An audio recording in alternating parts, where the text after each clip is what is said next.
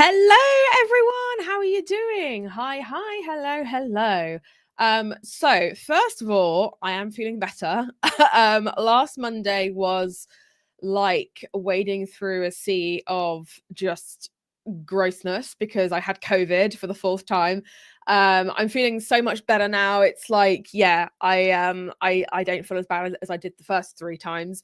But thank you so much for your patience and sending me like messages, comments, all that kind of stuff, asking if I was okay. I was fine. I was just watching the Netflix show Parenthood on the couch, just literally drinking lots of like water and teas, and yeah, but it was a bit rough there for a hot minute. And Monday I was just like just a wall of grey.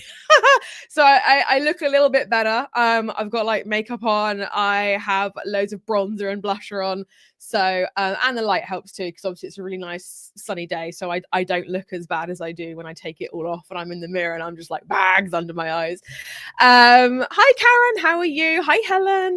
Karen says, "Oh, so sorry you got COVID." There's a lot going around right now. I don't quite know how I got it, because I'm really careful.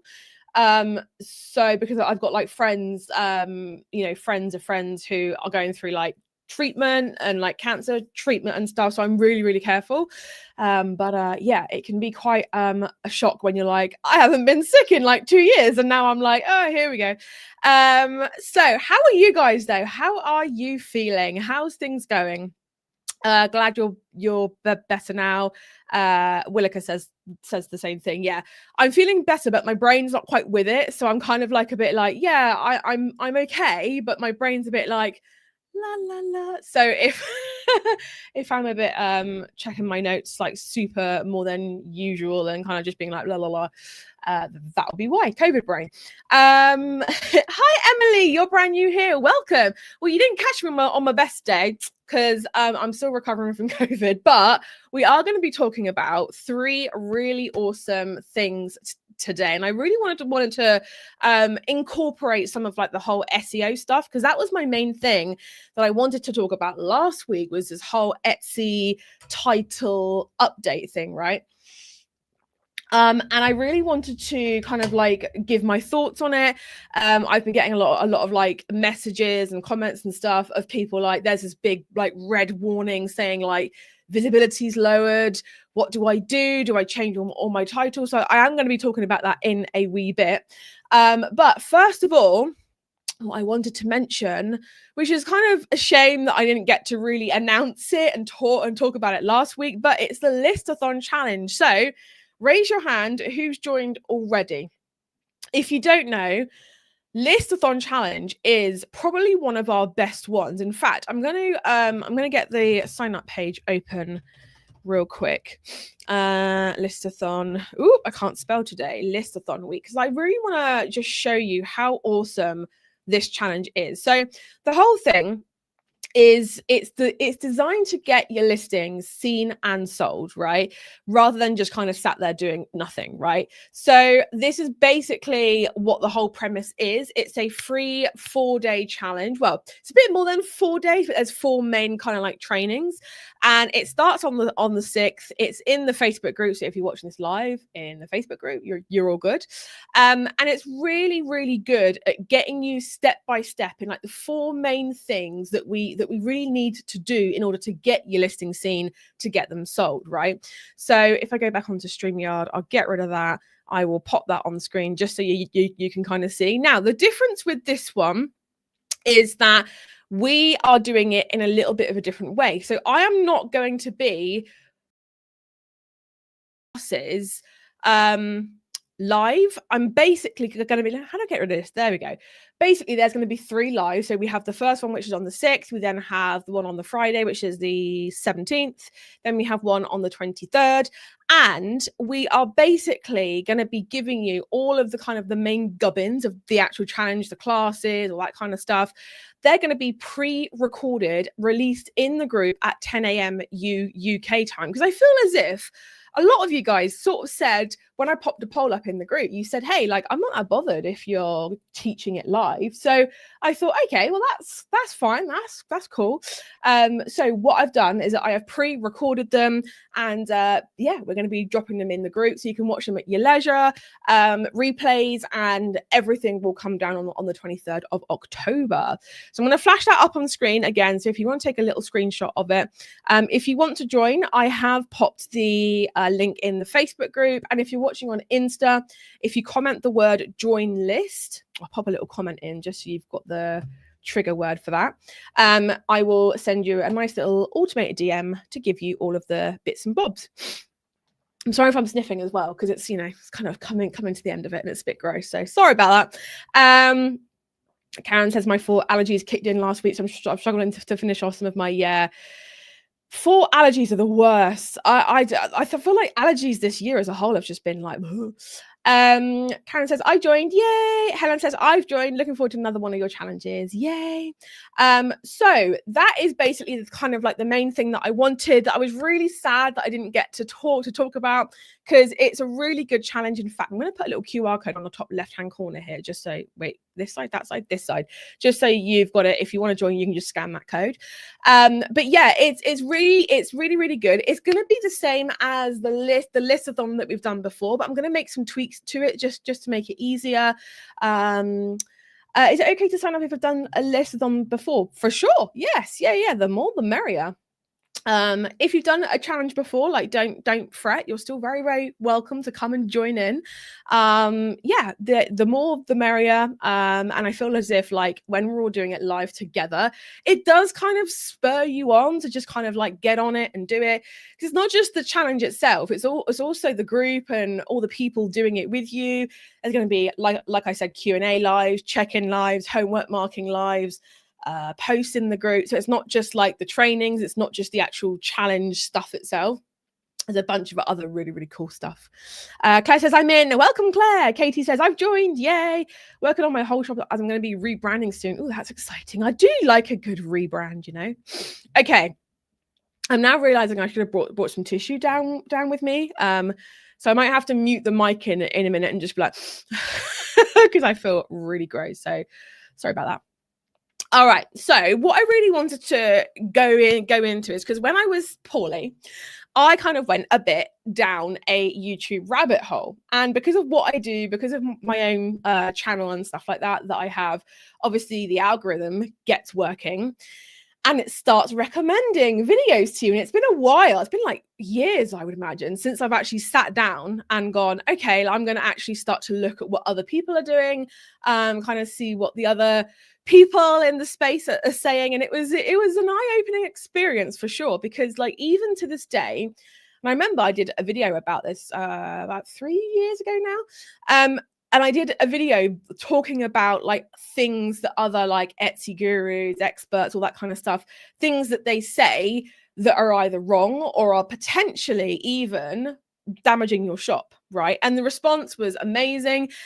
But the sad thing is that it's still kind of going on.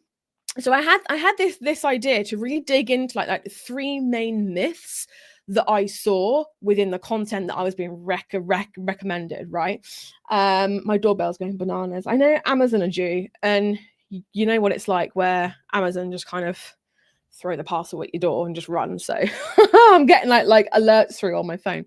So myth number 1 that I heard was that more products always, without a doubt, always equals more sales. That was the first myth. Okay, so the reality is that 75% of your revenue should come from 25% of the products that you have listed, because you know as well as anybody else that your entire product catalog, all the stuff that you have listed, doesn't always sell, right? You are going to have some things that just kind of sit there, don't really do anything, no matter how many times you tweak it, how many times you retake the photos, you redo the titles, you resort out the tags, it still doesn't really sell, which is normal and good.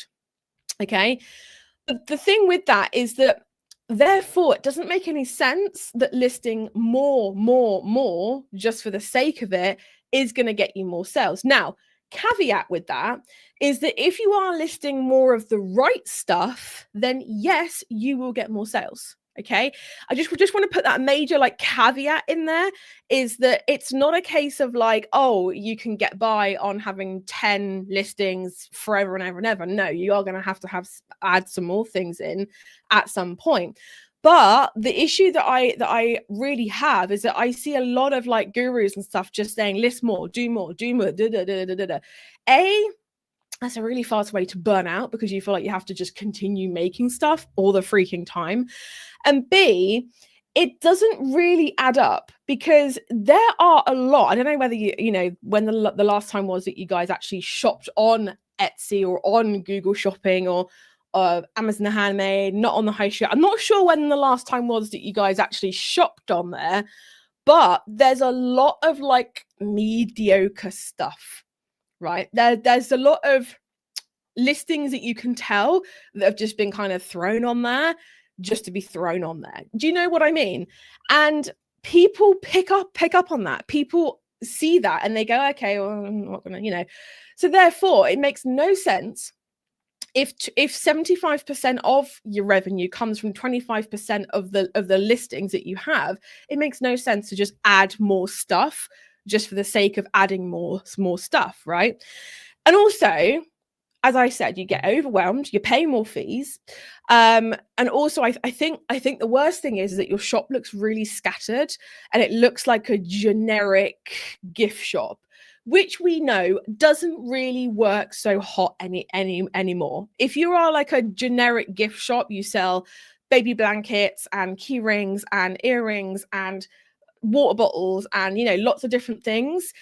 It's very tricky for people to know, like, and trust you, because there is no stability for them to know, like, and trust. Does that make sense? So instead of doing more, and I'm going to actually be talking about this more in day, I think it's day 2 of the challenge. It might be day 1, but I have a feeling it's day 2. And what I really want you to do is to double down with what's already working. Okay, if you have made 1 sale, if you've made 5 sales, if you've made 10, basically within those sales, you have what we like to call evidence of success. Success leaves clues, right? So what I want you to do is to look at what has sold. Now, okay, you might have sold like 3 completely random things, but there's always going to be some kind of pattern there. That is, okay, people like this particular color, people like this particular style, people like this particular sleeve length, they like this particular length, earring length, necklace length, whatever, you know what I mean? So you really have to, when we're talking about listing more, because the more you list of the right products, the more chance you are at being found.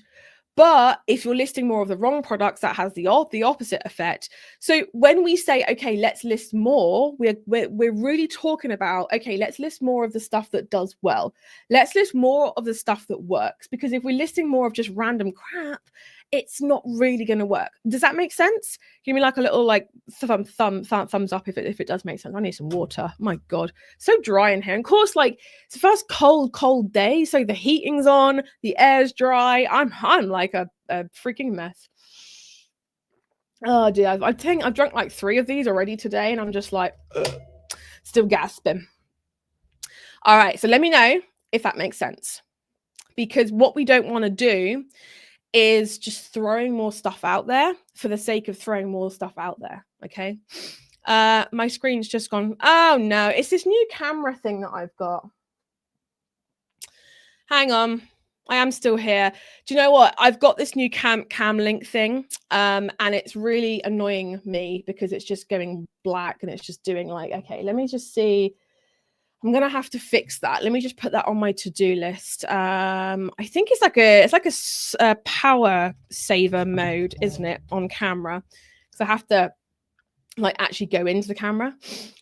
You lost your signal. I was still here. It's just the camera, because I've got this new cam link thing to try and stop the audio visual delay, like the lagging. And yeah, it's done that, but it's it's yeah. So I was here. It's just the camera picture went black. Like my mic was still here and I was still here. So, right. Okay, cool. I'm back. There was that panic then. I think it's like after 10 minutes. I've been live for 20 minutes. So yeah, it must be like 30 minutes or so, maybe. I'll have to sort that out later. So yeah, so you definitely want to make sure that you're listing more of the right stuff. Okay. Now I know there's probably a fair few of you right now that probably do have a mixed bag of stuff. Now the problem with having a mixed bag of stuff, like if you sell one thing and then you sell something different as well, the problem with that is that people really like to make sense of what your brand is and what your shop is, right? So let's say that you sell desktop calendars, right? Like little ones like these, but obviously better, okay? Let's say that you do those and that's all you do, but you do it really, really well. Your brand is forevermore going to be known as the desktop calendar brand, yeah? And it's mainly because people then understand you. They know what you sell. They know who it's for. They immediately know if it's for them or not. The issue that we know when it comes to how people are viewing brands and how people know whether to trust you enough to buy from you is that trust and understanding is everything, and a confused mind says no. So if you are confusing people with having lots of different products or different types of products and my general rule of thumb is it for the exact same person? Like, are you creating all of your products for one specific person in mind? And remember, the more specific you can be here, the better. All right. That's better. I thought it was my end. No. It's my end. It's doing a weird thing. It's a power saver mode on the camera, and I need to sort that out. I set it to 30 minutes thinking it'll be fine. Obviously not. So that's myth number one, is that you really just don't want to be throwing more stuff out there for the sake of having it. You want to make sure that it's related. Okay. So like, think of your shop right now. What type of product or what listing or what product consistently sells or gets the most favorites or the most attention? That is where your gold is. That is what you need to double down on. Okay. So myth number 2 is SEO is everything. And I hate this because it's trained us to almost think of SEO as like the be all and end all, right? Like I just dropped my phone. What a mare. I get asked all the time, can you check the title on my listing? Can you have a look and see if my SEO is working? And my heart sinks a little tiny bit, because I'm like, yeah, but that's only one little piece. Because if your SEO is great, but your pictures suck, you're still not going to get sales, and you're still not going to get clicks, and you're still not really going to get views. Or let's say your SEO is bang on, your photos are bang on, but there's something within the listing itself that's turning people off. You're still not going to get sales. And you know, the people that do view, they're going to be turned off because they're not going to know what on earth's going on with it, you know? So this is where SEO is not everything. It's one little piece, and it's an important piece, but it really isn't going to make or break whether you get views and whether you make sales or not, right? And I think one thing, like a big takeaway, is that SEO gets you seen, but it doesn't guarantee sales. And that's what you're here for, right? You're not just here to get seen. That's great. Traffic is fab, but you're here to make sales. And I feel like that's the important missing piece that I feel like gets missed. And I really wanted to talk about Etsy's new SEO guidance, okay? Because they have come out now and they're saying that, okay, you know, we want shorter titles, right?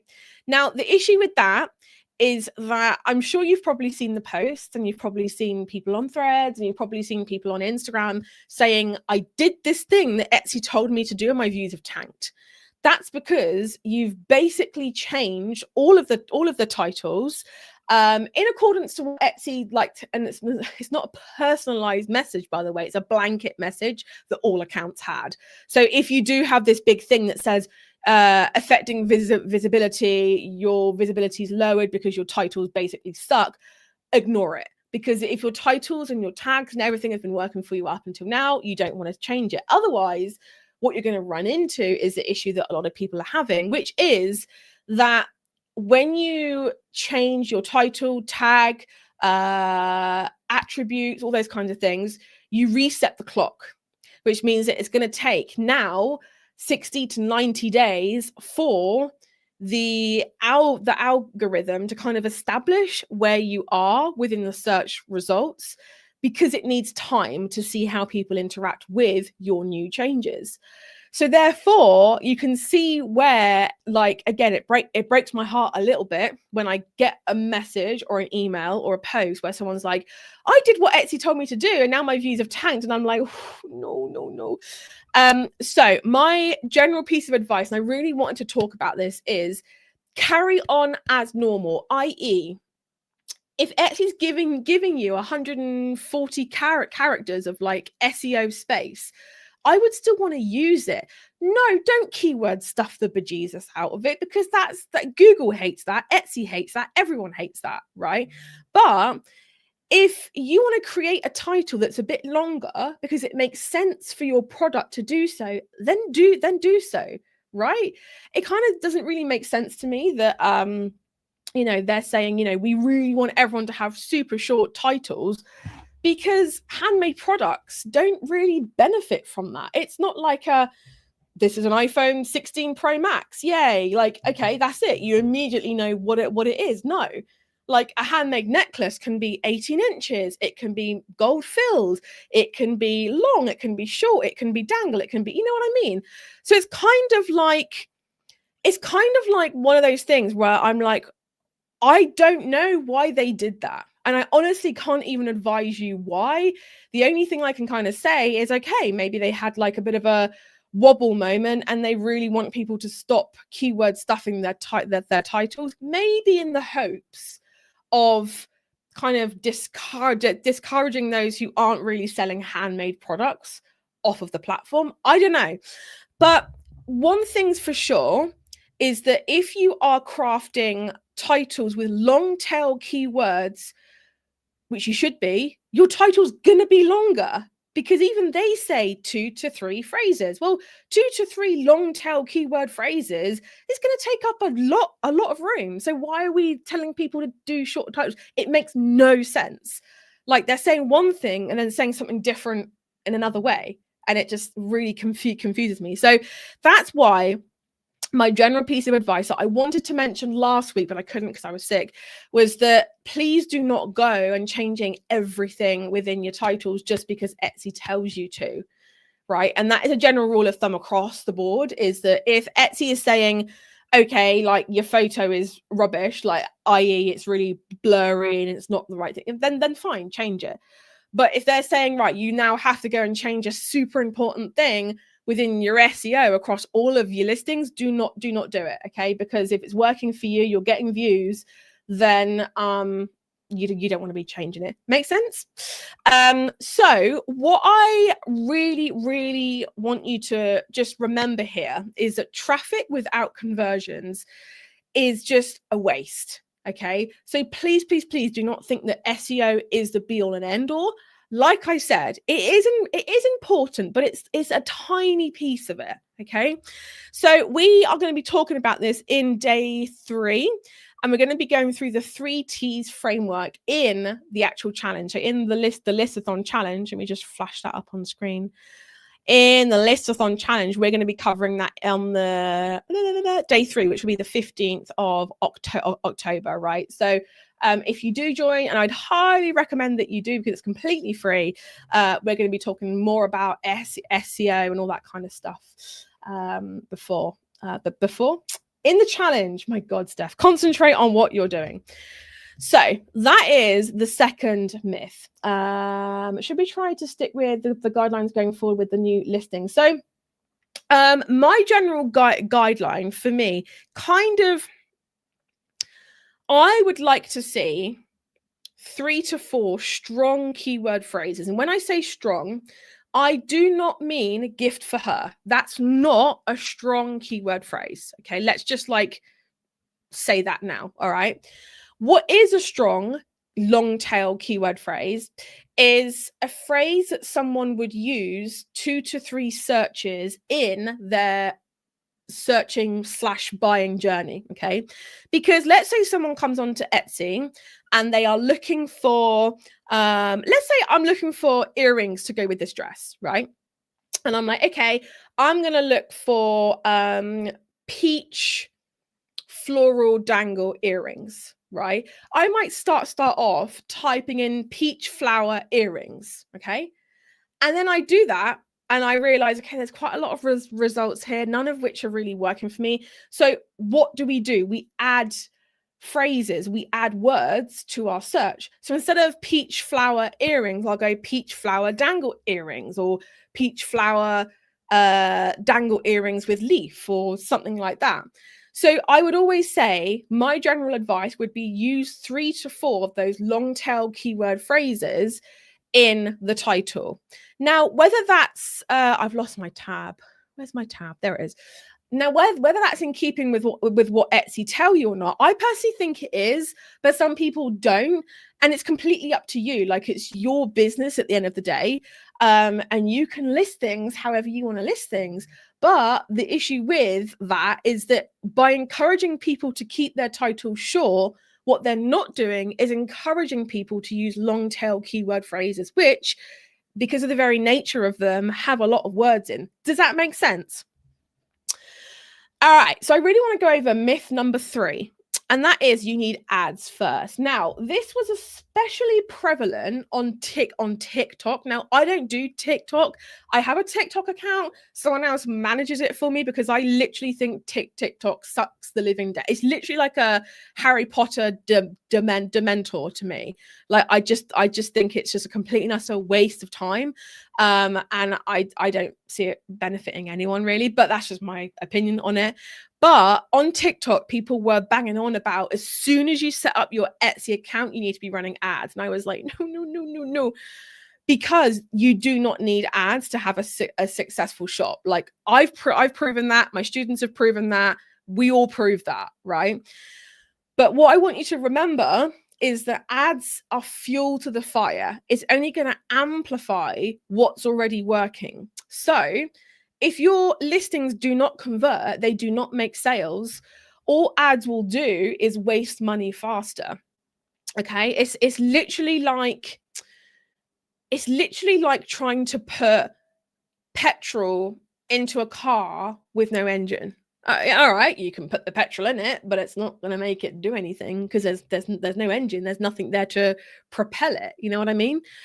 So we talk about this in the growth roadmap, which is actually like another little bonus training that you get if you sign up to the free challenge. You are going to get this bonus training, which is really, really good. It's about an hour long, and we talk about the growth roadmap. It's here actually.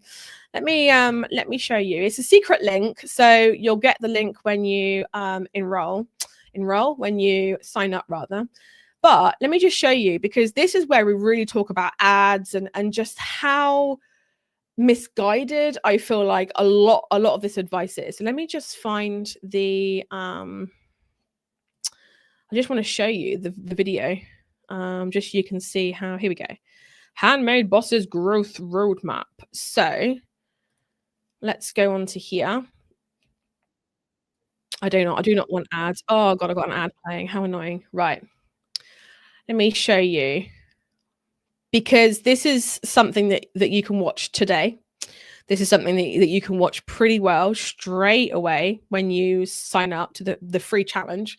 This is kind of like a bonus little goodie thing. Why Google ads so freaking long? And I've got a Curry's ad as well. How annoying. Let me just skip this. All right, here we go. So let me flash this up on screen real quick so you can see this, because this is where we really talk about. So here it is. Just ignore all the gumph on the right hand side, but this is the scaling roadmap. So this is the freebie. It's like an hour long that you get, when you sign up for the challenge. So it's a really, really cool thing. And we really do dig into the different phases, what you need, what you don't need.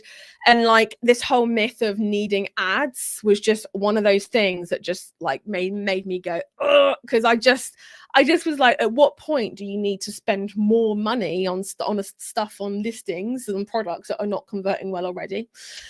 So would you feel confident running ads on your current listings, or do you know deep down that your money would just be like completely wasted? That's my question to you. If you are someone who's been thinking about running ads, maybe your views have been down and you've thought, okay, right, maybe if I run ads, maybe things will bump up a wee bit. But do you feel confident in your listings, whatever products they are that you turn ads on for, are going to take your £1 or $1 spending and turn it into £2.50, $3.50, whatever? Because if the answer is no, and you're not at least like a 9 or an 8 out of 10 positive that it can do that, then do not turn ads on. You know what I mean? It's just, yeah. All right. So that is my live spiel that I have for you today. So what I thought I'd do is I would turn it over. I'm losing my voice now. Brilliant. I would turn it over to you guys. Let me know if you do have any questions about any of the myths or Listathon challenge, anything that you kind of have questions on, anything that you aren't sure on. But yes, the Listathon challenge, it is a thing. It is back. There's going to be some really cool stuff going on, and this is basically the general gist of how the challenge will go down. We have like 500 and something odd people signed up for it already in the first week, so that is looking really, really good. It's basically, to be honest, shaping up to be the biggest one we've had, which is crazy. So I'm going to also pop the link in the comments just so everyone's got it.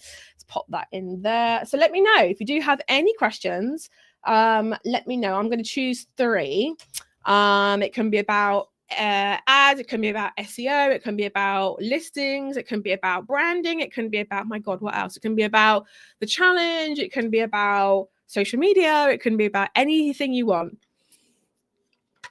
Let me know any questions.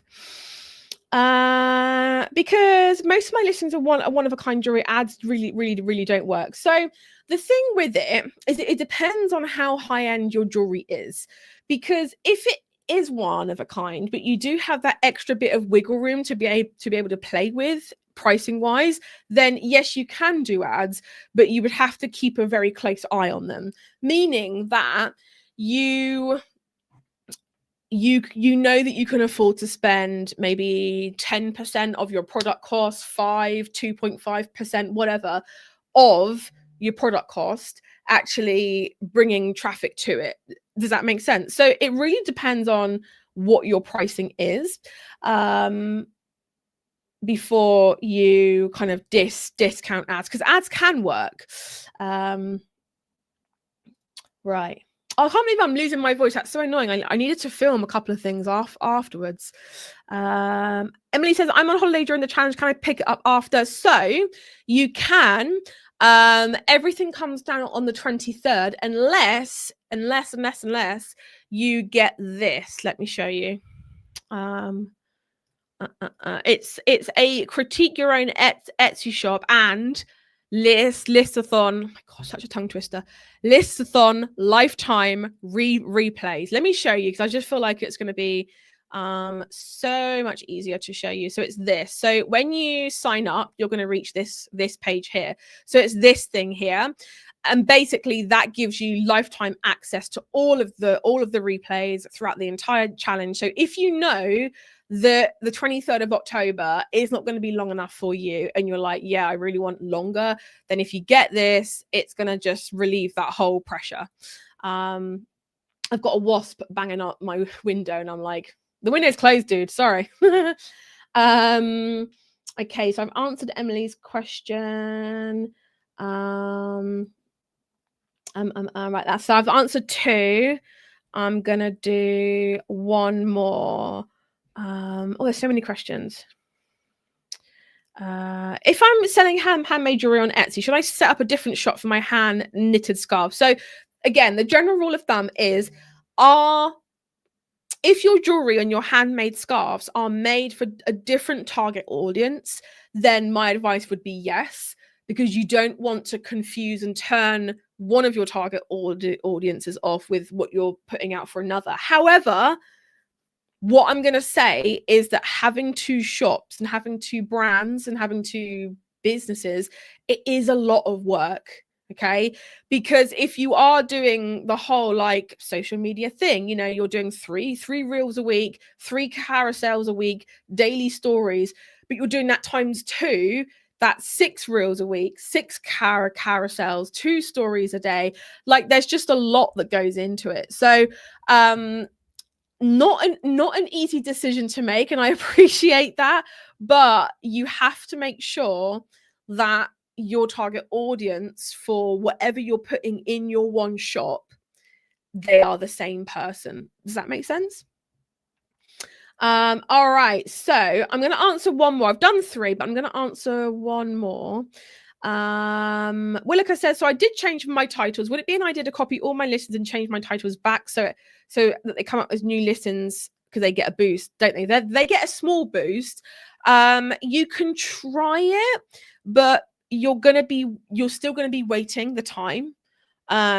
Because it doesn't matter if you're changing it back or you're changing it, you're still going to be waiting that time.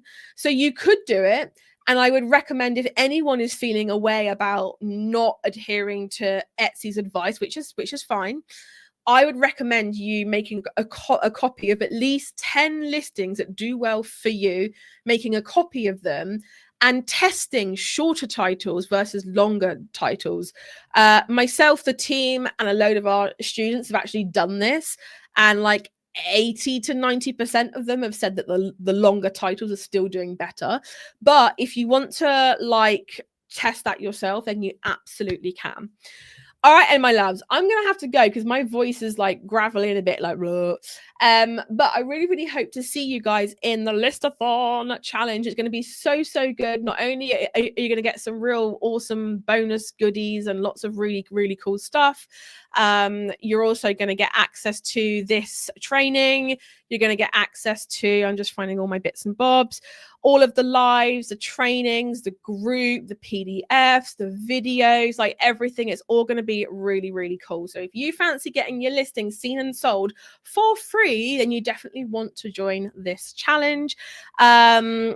To the lady that was saying about the tariffs, if you join the main group that the challenge is being held in, we actually have a Google Doc that like explains more about the tariffs and what to do and what not to do.